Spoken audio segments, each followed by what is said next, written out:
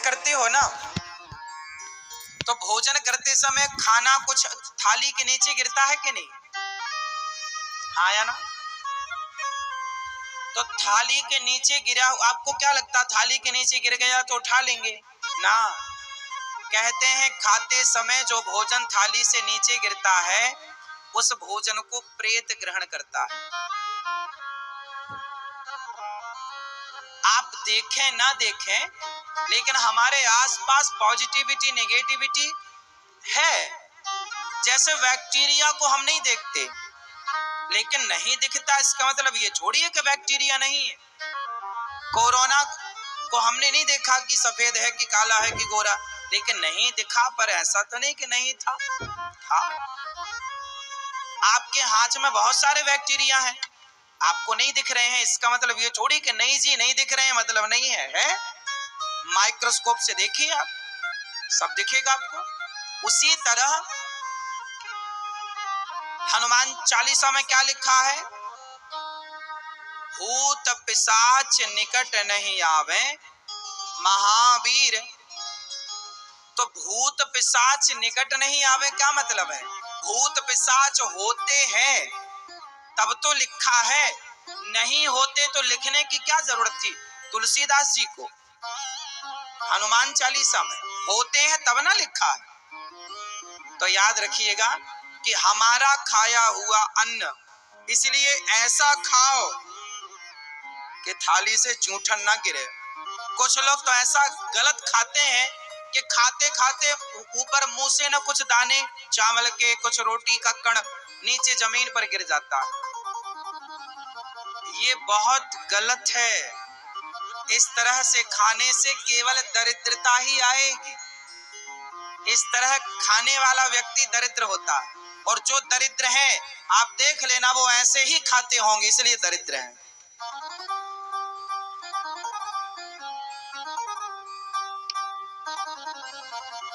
खाते समय ना तो थाली टूटी होनी चाहिए, ना तो जिस गिलास में पानी पियो वो गिलास भी चटकी नहीं होनी चाहिए। जिस लोटे में पानी पियो, कुछ लोगों के बर्तन चटके होते हैं ना, स्टील का बर्तन चटका है, तांबे का बर्तन, माताएं जिस बर्तन में दाल बनाती हैं वो भी चटका है। नहीं, चटके बर्तन का प्रयोग नहीं करना, उससे दरिद्रता का वास होता। तो जो हम भोजन करते हैं, तो भोजन करने से क्या जो थाली के बाहर गिर जाता है वो प्रेत ग्रहण करता है। इसलिए अशुद्धि। उसी तरह जब आप नहाते नहीं हैं, जैसे आप शौच करने गए और शौच करने के बाद आपने स्नान नहीं किया तो आप अशुद्ध हैं। तो जो नेगेटिविटी है जिसे कहते हैं नकारात्मकता, वो नकारात्मकता ना गंदे व्यक्ति को पकड़ती है। जैसे मक्खियां कहाँ होती हैं? मक्खी कहाँ होती है? गंदगी में। जहां गंदगी होगी वहां मक्खी जरूर भिन्न भिन्न भिन्न भिन्न करेगी। तो जहां आपने शौच किया और आपने स्नान नहीं किया तो आपको फिर नकारात्मकता, नेगेटिविटी का मतलब है गलत विचार आपके मस्तिष्क में आने शुरू हो जाएंगे, और विचारों से ही व्यक्ति का निर्माण होता है और विनाश होता है। निर्माण भी वहीं से, विनाश भी वहीं से।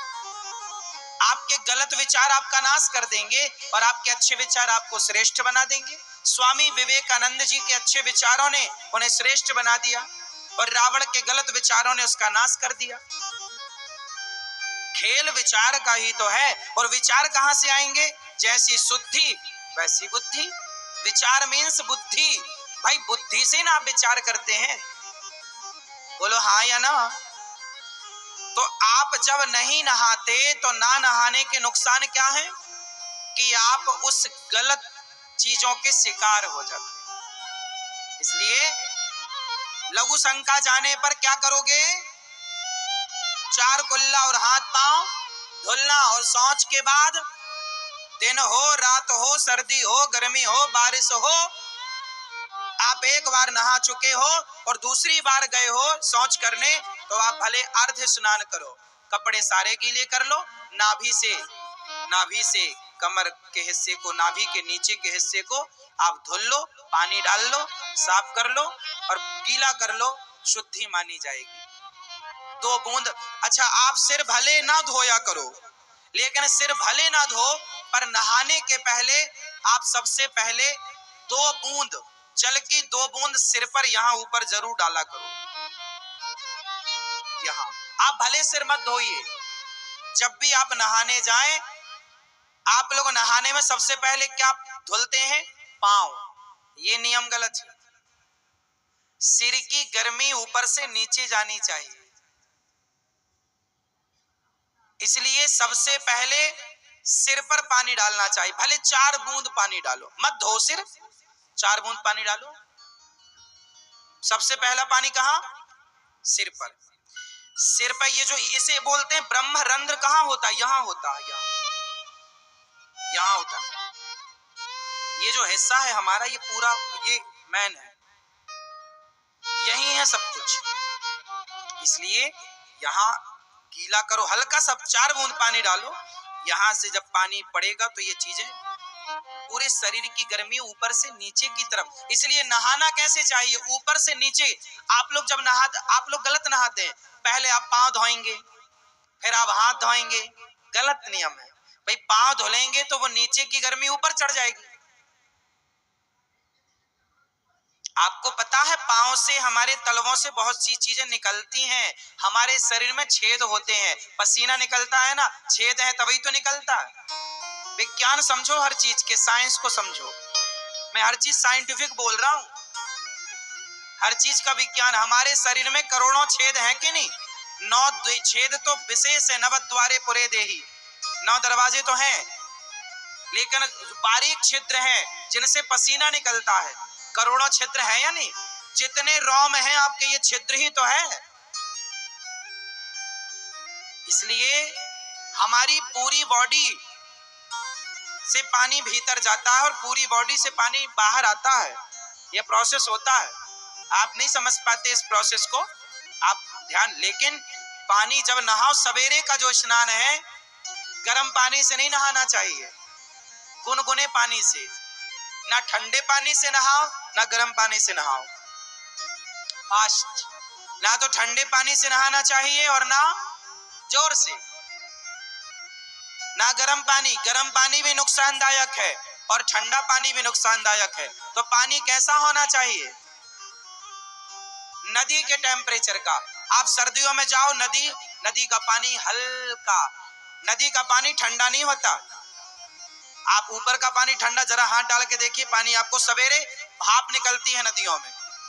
गर्मियों में पानी ठंडा होता है नदियों का, और सर्दियों में पानी नदियों का गर्म होता है। तालाब का पानी सर्दियों में गर्म होता है, हाँ या ना? ये प्रकृति ने आपको कर रखा है। सर्दियों में आपका पेट गर्म होता है और गर्मियों में आपका पेट इतना गर्म नहीं होता जितना सर्दियों में होता। शरीर का टेम्परेचर सर्दियों में ज्यादा गर्म होता है, गर्मियों में शरीर ठंडा होता है, हाँ या ना? समझो विज्ञान को। ना तो गर्म पानी से नहाना है आपको, और ना किस टेम्परेचर के पानी से नहाए। गीजर लगा है आपके घर में, तो उस गर्म पानी को ठंडे पानी में इतना मिलाओ, ऐसे मिलाओ कि वो नदी के टेम्परेचर का हो। कैसा हो भैया? नदी या तालाब के पानी बिल्कुल सामान्य, मतलब सिंपल। छोड़ो, जैसे बोर का पानी निकलता ना ताजा, आप मशीन चालू करो, बोरिंग आपके घर में, तो बोर का पानी कैसे निकलता है? हल्का, बिल्कुल ऐसे निकल, ना वो ठंडा होता है ना वो। ऐसे टेम्परेचर के पानी से नहाना चाहिए। ज्यादा गर्म पानी भी नुकसान पहुंचाता है और ज्यादा ठंडा पानी भी नुकसान पहुंचाता है। सबसे पहले सिर को, यदि आपने सिर, अब जैसे महिलाएं तो रोज सिर धुलती नहीं है, तो फिर आप क्या करेंगे? आप अपने सिर में 4 बूंद पानी डालेंगे। सिर नहीं धुलना, 4 बूंद पानी तो डाल सकते हैं। फिर इसके बाद आप फिर गर्दन से पानी डालना, ऊपर से पानी डालो, ताकि शरीर की पूरी गर्मी नीचे की तरफ जाए। इसलिए शरीर में नीचे का हिस्सा गर्म होना चाहिए। चलो छोड़ो, दिमाग कैसा हो? गर्म की ठंडा? जोर से। दिमाग हो ठंडा और पांव हो, हाँ, पांव गर्म होंगे और दिमाग ठंडा होगा तो आप स्वस्थ और सुखी रहेंगे।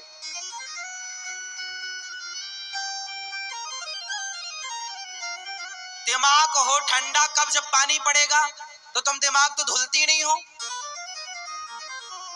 तो गर्म है। और पांव धुले जा रही हो तो पांव आक्रमण से कुड़े बैठे, भैया बड़ी ठंडी, काम नहीं करेंगे, आज छुट्टी है। पांव गरम रखो, पांव गरम का मतलब है काम करते रहो। और दिमाग को, कमरे में तो एसी लगी है पर दिमाग में हीटर जल रहा है। दिमाग हो ठंडा, वाणी हो नरम और पांव हो गरम। वाणी कैसी हो, नरम, और पांव हो, तो पांव, यहां सिर की गर्मी पांव में जाएगी तो पांव को एक्टिव करेगी। ये जो उठने घुटने का दर्द है ना, ये सब ठीक करेगा। गरम, आप लोग मानो ना मानो साहब, लेकिन टेम्परेचर से लोहा कमजोर और मजबूत होता है, पता है आपको। लोहार लोहे की कुल्हाड़ी बनाता है, कुदाली बनाता है, तो आपने कभी लोहार को देखा होगा, वो लोहे को भट्टी में डाल के गर्म करेगा और गर्म करके तुरंत पानी में डालेगा। क्यों डालता है, जरा आप बताओ क्यों? क्योंकि लोहे को गर्म करके पानी में डाल देने से लोहा मजबूत होता है। जितनी बार तपाओगे, अब ये आइडिया लोहार को है, मुझे नहीं है, ऐसे टेम्परेचर में लोहे को रखा जाए कि वो लोहा, एक ऐसा टेम्परेचर है जिस टेम्परेचर में लोहा मजबूत होता है, और एक ऐसा भी टेम्परेचर है जिस टेम्परेचर में रख देने से लोहा कमजोर हो जाता है। उदाहरण, गन्ने से बनता है गुड़, बोलो हाँ, बोलो हाँ या ना, हाँ या ना। गन्ने से बनता है गुड़ और गन्ने से बनती है शक्कर। गन्ने से बनता है गुड़, और तो गुड़ होता है सांवला लाल, शक्कर सफेद कैसे होती है? टेम्परेचर का खेल है। गुड़ को कम टेम्परेचर